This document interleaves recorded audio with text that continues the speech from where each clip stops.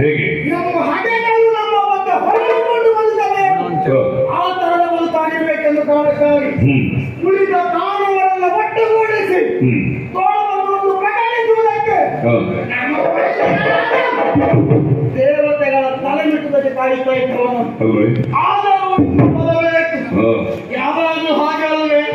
ಕಪ್ಪಿನ ಸರಿಯಾಗಿ ಕಾದಾಗಲೇ ಪಡೆಯಬೇಕು.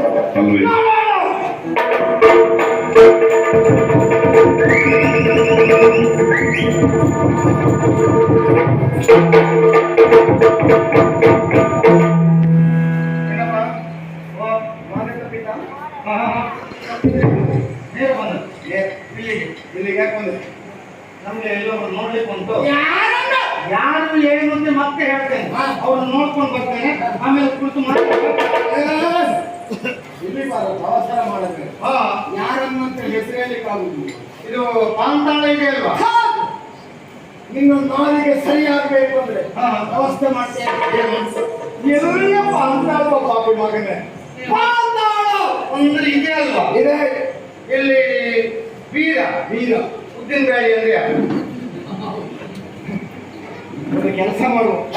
ನಿನ್ನ ನಾಲಿಗೆ ಸರಿಯಾಗಬೇಕು ಅಂತಾದ್ರೆ ಈಗ ಬರುವುದಲ್ಲ, ಬೇಸಿಗೆ ಕಾಲದಲ್ಲಿ ದಟ್ಟದಾದ ಹಲಸಿನ ಹಣ್ಣಿಗೆ ಅದರ ಮೇಲೆ ಸರಿ ಎಣ್ಣೆ ಸೌರಿ ಕೊಟ್ಟಾಗ ಬೆಲ್ಲ ಸೌರಿ ಕೊಡ್ತೇನೆ. ನೆಕ್ಕು ಆವಾಗಲೂ ಸರಿಯಾಗ್ತದೆ. ಉದ್ದಿನ ಬೇಳೆ ಅಲ್ಲವೋ?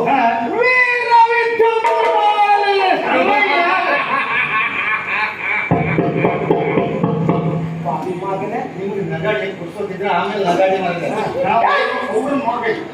ಯಾರನ್ನ ನೋಡೋದಕ್ಕಾಗಿ ಬಂದಿದ್ಯೋ ಅದೇ ವೀರ ಶೂರ ಧೀರ ರಣಗಂಭೀರ ವೀರಾಯುದ್ಧನ ಮಾಡಿ ಸತ್ತು ಮಾಡಿದ್ರೆ ಹಾಳಾಗಿ ಕಡಿದು ಬಿಸಾಡ್ತೇನೆ ಪಾಪಿ ಮಗನ. ಏನು ಇದ್ರ ಮೇಲೆ ನೀವೇ ಇದ್ರು ನಿಮ್ಮ ಪರಿಚಯ ಮುಗಿಸುವುದಕ್ಕೆ ನನ್ನಿಂದ ಸಾಧ್ಯವಾಗದೆ ಹೋಯ್ತಲ್ಲ, ನನ್ನ ಬುದ್ಧಿ ಬರ್ತಕ್ಕೆ ನಾನೇ ಬಂದು